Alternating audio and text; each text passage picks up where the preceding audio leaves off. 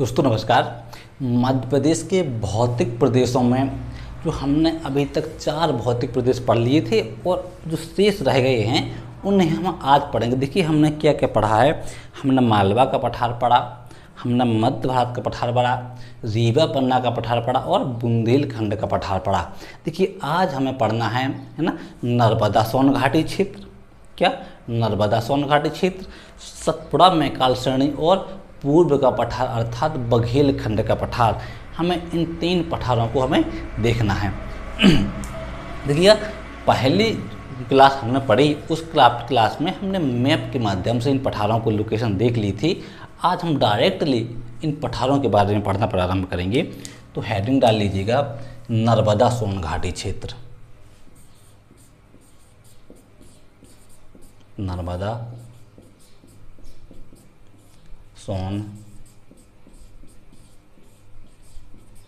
सोन घाटी क्षेत्र। देखिए नर्मदा सोन घाटी जो क्षेत्र है यह मध्य प्रदेश का कुल क्षेत्रफल का कितना है, मध्य प्रदेश के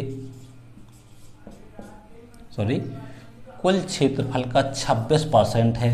कितना है? 26% है। अर्थात नर्मदा सोन घाटी क्षेत्र जो है मध्य प्रदेश के दूसरा सबसे बड़ा क्षेत्र है। भौगोलिक दृष्टि की बात करें तो दूसरा सबसे बड़ा क्षेत्र है, क्योंकि सबसे बड़ा जो मालवा था 28% क्या था, मालवा का पठार था। और दूसरा क्या है, नर्मदा सोन घाटी क्षेत्र। क्या है? नर्मदा सोन घाटी क्षेत्र कितना? 26% है। दोस्तों नर्मदा सोन घाटी क्षेत्र जो हमारी विंध्यन पहाड़ियाँ है, विंध्याचल श्रृंखला है, उसके दक्षिण में और सतपुड़ा के उत्तर में अवस्थित है। देखिएगा कहाँ पर है अवस्थित है, विंध्यन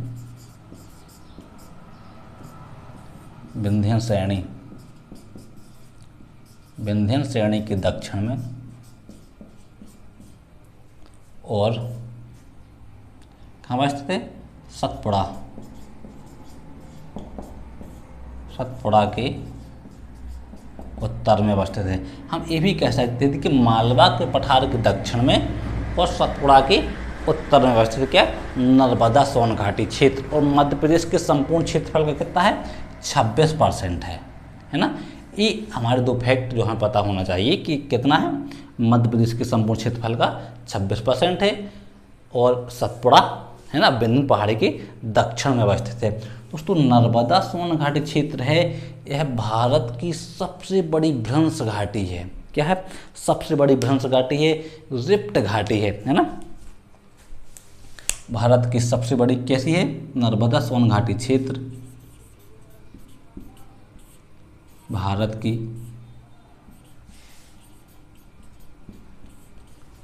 सबसे बड़ी भ्रंश घाटी है। इसे रिफ्ट वैली भी बोलते हैं। क्या बोलते हैं? Rift valley.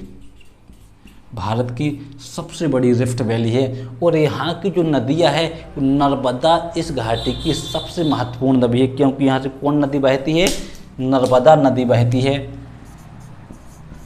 नर्मदा नदी बहती है और नर्मदा नदी कहाँ बहती है, एक भ्रंश घाटी में बहती है जिसे हम रिफ्ट वैली कहते हैं। क्या कहते हैं? रिफ्ट वैली कहते हैं। नर्मदा नदी नर्मदा सोन घाटी क्षेत्र की सबसे महत्वपूर्ण नदी है। यह एक भ्रंश घाटी में बहती है। यह मध्य प्रदेश का सबसे गहरा भाग है। दूसरा पॉइंट निकल के आता है, यह है मध्य प्रदेश का सबसे गहरा, क्या है, सबसे गहरा भाग है।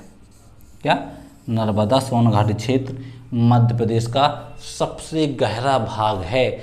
यहाँ के निर्माण की बात करें, देखिएगा निर्माण, इसका नर्मदा सोन घाटी का निर्माण, इसका निर्माण दोस्तों तृतीय कल्प में माना जाता है। कहाँ माना जाता है? तृतीय कल्प में माना जाता है, क्योंकि यह दक्कन ट्रैप का भी भाग है ना। धारवाड़ क्रम की चट्टानें पाई जाती हैं और आर्कियन अर्थात विंध्य क्रम की चट्टानें भी क्या पाई जाती हैं, यहाँ पाई जाती हैं। देखिएगा इसका निर्माण तृतीय कल्प में माना जाता है।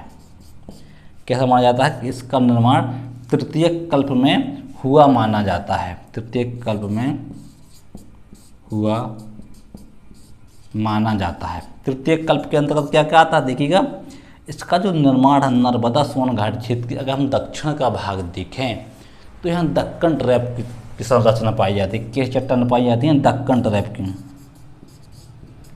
दक्कन ट्रैप कैसे निर्माण है? दक्कन ट्रैप अगर हम मध्य में देखें तो मध्य में विंध्य क्रम की चट्टानें पाई जाती हैं। किस क्रम की? विंध्य क्रम की।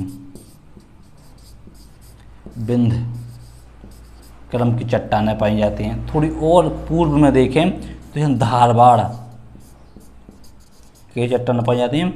धारवाड़ देखिए, दक्कन ट्रैप, विंध्य क्रम और धारवाड़ क्रम की चट्टानों से किसका निर्माण हुआ? नर्मदा सोन घाटी क्षेत्र का निर्माण हुआ। दक्षिण में दक्कन ट्रैप की चट्टानों से निर्मित हुआ और पूर्व की ओर देखें तो धारवाड़ और विंध्य क्रम की चट्टानों से निर्मित माना जाता है। इस चट्टानों से क्या है? निर्मित कौन? नर्मदा सोन घाटी क्षेत्र। इंपोर्टेंट फैक्ट क्या क्या है? रिफ्ट वैली भ्रंश घाटी में बहती है ना। और थोड़ी हम अगर जिलों की बात करें, दूसरा सबसे बड़ा क्षेत्र 26% जो मध्य प्रदेश की कुल क्षेत्रफल का है। कितना? 26%। नर्मदा नदी इसकी क्या है? सबसे महत्वपूर्ण नदी है। कौन सी नदी? नर्मदा नदी। नर्मदा नदी इसकी क्या है? सबसे महत्वपूर्ण नदी है। देखिए अगर हम जिलों की बात करें ना तो जिलों उतने इम्पोर्टेंट नहीं, लेकिन फिर भी देख लीजिएगा। जैसे नर्मदा नदी जहाँ जहाँ से बहती है उन्हीं जिलों को देख लीजिएगा। जैसे है ना, जबलपुर हुआ, अमरकंटक हुआ, सॉरी अनूपपुर हुआ, है ना, शहडोल हुआ, मंडला हुआ, और भी चले जाइएगा, है ना, नरसिंहपुर हुआ, है ना, होशंगाबाद, हरदा हुआ, है ना, देवास हुआ, झाबुआ हुआ, रतलाम हुआ, अलीराजपुर हुआ, खंडवा हुआ, खरगोन हुआ। ये सब जिले क्या हैं? नर्मदा नदी इन जिलों से बहती है। तो इस जिले में ये क्या होती है? नर्मदा सोन घाटी क्षेत्र को, इन्हीं को हम क्या कह सकते हैं? नर्मदा सोन घाटी क्षेत्र इन जिलों के अंतर्गत आती है। देखिए जो हमारा दूसरा पठार है, थोड़ा उस पठार की हेडिंग भी डाल लीजिएगा, सतपुड़ा मैकाल श्रेणी।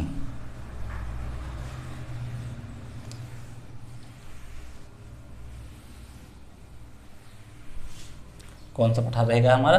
सतपुड़ा मैकाल श्रेणी। डाल लीजिएगा हेडिंग, सतपुड़ा मैकाल श्रेणी। सतपुड़ा मैकाल श्रेणी दोस्तों, सतपुड़ा से मैकाल श्रेणी की बात करें तो यह नर्मदा सोन घाटी क्षेत्र के दक्षिण में अवस्थित है। कहाँ अवस्थित है? सतपुड़ा मैकाल श्रेणी नर्मदा सोन घाटी क्षेत्र के दक्षिण। कहाँ अवस्थित है? नर्मदा सोन घाटी क्षेत्र के दक्षिण में अवस्थित है। यह संपूर्ण मध्य प्रदेश के क्षेत्रफल का कितना है? 11% है। देखिएगा, संपूर्ण मध्य प्रदेश के क्षेत्रफल का क्या है? 11% है। कौन? सॉरी, सतपुड़ा मैकाल श्रेणी संपूर्ण मध्य प्रदेश के क्षेत्रफल का कितना है? 11% है। अब देखिएगा जो श्रेणी है ना, इसके निर्माण कैसे हुआ? इसका निर्माण भी तृतीय कल्प में माना जाता है। कब माना जाता है? तृतीय कल्प में निर्माण कब माना जाता है?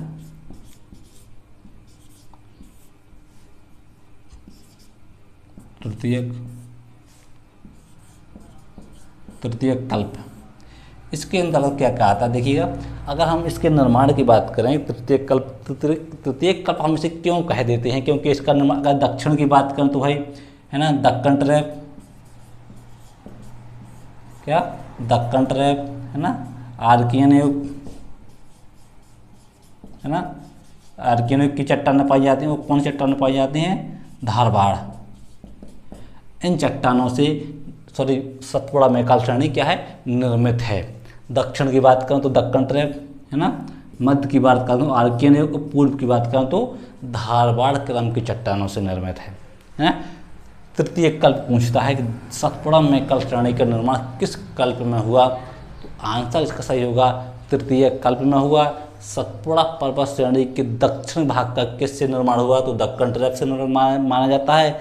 मध्यकाल का निर्माण है ना आर्कियन युग से माना जाता है, और पूर्वी भाग का निर्माण धारवाड़ क्रम की चट्टानों से पाया जाता है, निर्मित मिलता है ना। तो ये सब तो क्या हुआ, धारवाड़ क्रम की चट्टानों से निर्मित माना जाता है।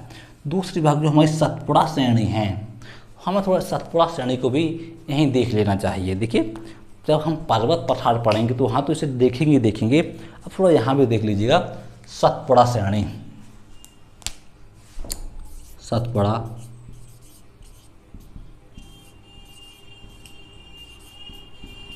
मैकाल श्रेणी, क्या देखना है, सतपुड़ा मैकाल श्रेणी। देखिए सतपुड़ा मैकाल श्रेणी के पश्चिम से पूरब का क्रम कुछ इस प्रकार से, देखिए पश्चिम में सबसे पश्चिम में स्थित है राजपीपला, फिर आता है ग्वालीगढ़, फिर आता है महादेव, इसके बाद आता है क्या, मैकाल पर्वत श्रेणी।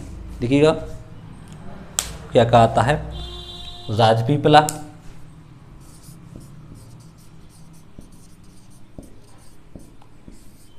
इसके बाद आता है ग्वालीगढ़,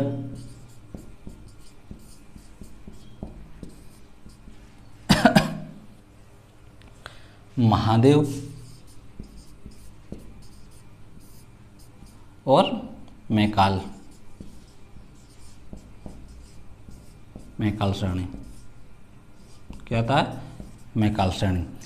ये क्या सतपुड़ा श्रेणी के भाग हैं, इन सब को मिलकर क्या बनती है, सतपुड़ा श्रेणी में बनती है ना। सतपुड़ा श्रेणी पश्चिम भाग क्या है, राजपीपला, ग्वालीगढ़, महादेव और मैकाल श्रेणी।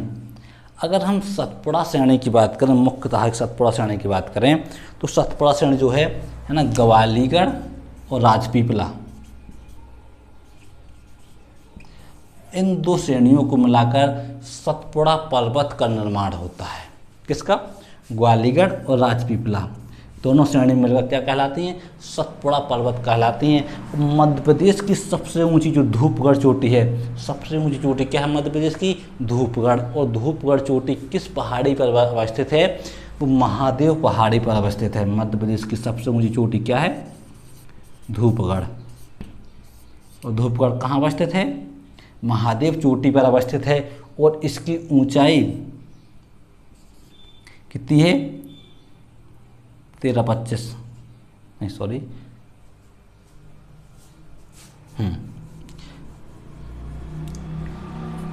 धूपगढ़ पर्वत श्रेणी की ऊंचाई कितनी है, 1350 मीटर। कितनी है, 1350 मीटर ऊंची है। और एक कहाँ अवस्थित है, महादेव पर्वत श्रेणी में अवस्थित है। और महादेव पर्वत श्रेणी की बात करें, देखिए सतपुड़ा जो श्रेणी है, एक क्वेश्चन यहाँ से बना है कि सतपुड़ा श्रेणी कितने जिलों में व्यवस्थित है, यानी विस्तृत है। तो देखिएगा उसके ऑप्शन में क्या क्या था, हरदा, होशंगाबाद,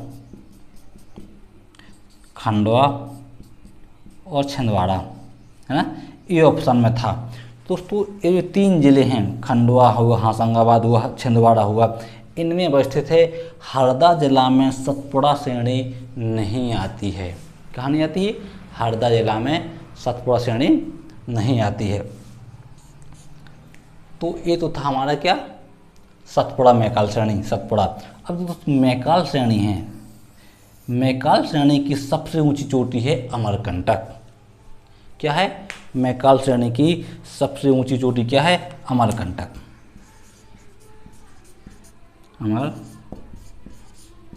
अमरकंटक मैकाल चोटी की सबसे ऊंची चोटी है। वहीं हम इसकी ऊंचाई की बात करें तो 1057 मीटर, कितनी है, 1057 मीटर अमरकंटक की ऊंचाई है। जो मैकाल श्रेणी की सबसे ऊंची चोटी है, वो इस चोटी से 3 महत्वपूर्ण नदियों का उद्गम होता है। देखिएगा कौन कौन सी नदियां हैं, नर्मदा, सोन और जोहिला। नर्मदा, सोन और जोहिला।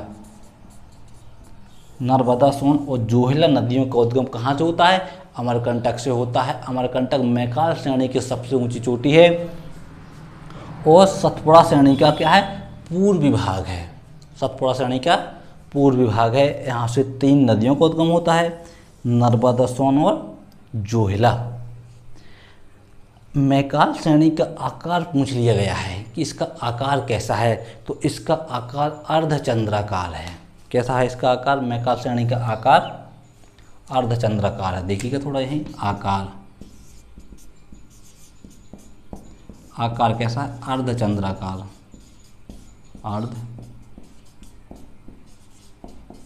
अर्धचंद्राकार। मैकाल श्रेणी का आकार कैसा है? अर्धचंद्राकार है। पूछ लिया गया है, हमें भी इसका पता होना चाहिए। अब देखिएगा क्षेत्रफल 11%, संपूर्ण मध्य प्रदेश के क्षेत्रफल इसका 11% है। तृतीय कल्प में इसका निर्माण हुआ। दक्कन तरफ आर्किनयुग धारवाड़ क्रम की चट्टानें है ना। इसका क्रम किस प्रकार से, यानी पश्चिम से पूर्व क्रम इस प्रकार से है। राजपीपला, ग्वालियर और महादेव और मैकाल श्रेणी।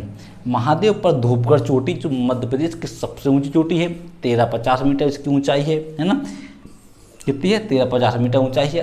पूर्व भाग की बात करें तो मैकाल श्रेणी आती है। इसका आकार कैसा है? अर्धचंद्राकार है। इससे 3 महत्वपूर्ण नदियों का उद्गम होता है, नर्मदा, सोन और जोहिला। इसकी ऊंचाई की बात करें, अमरकंटक इसकी सबसे ऊंची चोटी है जिसकी ऊंचाई 1057 मीटर है। 1057 मीटर इसकी ऊंचाई है। एक टॉपिक और रह गया हमारा, देखिए एक पठार, वो है पूर्वी पठार अर्थात बघेलखंड का पठार। हेडिंग डाल लीजिएगा, बघेलखंड का पठार।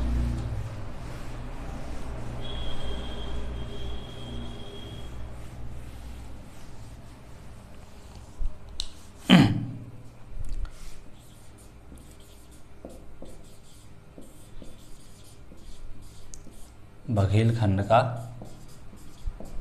पठार। देखिएगा बघेलखंड का पठार मध्य प्रदेश के पूर्वी भाग में अवस्थित है। कहाँ अवस्थित है? पूर्वी भाग में अवस्थित है। कहाँ पड़ता है? पूर्वी भाग में पड़ता है। यह मध्य प्रदेश के संपूर्ण क्षेत्रफल का 7% है। कितना है? संपूर्ण क्षेत्रफल का 7% है। मध्य प्रदेश के संपूर्ण क्षेत्रफल का 7% है। इसका निर्माण किस काल की बात पूछा गया है? तो जुरासिक काल में। कब हुआ? जुरासिक युग में इसका निर्माण माना गया है। किसका? बघेलखंड के पठार का निर्माण जुरासिक युग में हुआ। यहाँ गोंडवाना क्रम की चट्टानें पाई जाती हैं। देखिए किस क्रम की? गोंडवाना क्रम की क्या पाई जाती हैं? चट्टानें पाई जाती हैं। किस भाग में? है ना, बघेलखंड के भाग में गोंडवाना क्रम की चट्टानें पाई जाती हैं। चट्टानों के बारे में हम विस्तार से पढ़ेंगे अगले वीडियो में। जिस वीडियो में हम पर्वत पठार को पढ़ेंगे, उस पठार में चट्टानों के बारे में विस्तृत अध्ययन करेंगे, जानेंगे कौन सी चट्टान कहाँ पाई जाती है और किस प्रकार की वो चट्टान है। लेकिन अभी हम थोड़ा ना देख लीजिए कि इसमें कौन सी चट्टानें पाई जाती हैं। गोंडवाना क्रम की चट्टानें पाई जाती हैं। किसमें? तो दोस्तों कर्क रेखा है ना, कर्क रेखा बघेलखंड के पठार के बिल्कुल बीचों बीच से गुजरती है। क्वेश्चन पूछा गया है कर्क रेखा किस पठार के बिल्कुल बीचों बीच से गुजरती है? तो बघेलखंड के पठार से। इस पठार से कर्क रेखा बीचों बीच से गुजरती है। देखिए मालवा के पठार से भी कर्क रेखा बीचों बीच से गुजरती है, लेकिन पूर्णतः की बात करें जो सरकार का डेटा है कि कर्क रेखा बघेलखंड के पठार के बीचों बीच से गुजरती है ना। तो हमें भी डाटा के अनुसार पढ़ना चाहिए। कर्क रेखा मध्य प्रदेश के बीचों बीच से गुजरती है। तो ये तो थे हमारे पठार, है ना। आज समाप्त हुई पठार क्या आई? भौतिक प्रदेश, मध्य प्रदेश के भौतिक प्रदेश। अब हम जहाँ पठारी वो पढ़ेंगे, पर्वत और पठार को देखेंगे, तो जो चट्टानें हमने पढ़ी हैं, धारवाड़ क्रम की चट्टानें, गोंडवाना क्रम की चट्टानें, है ना, इन सब के बारे में भी हम वहीं देख लेंगे।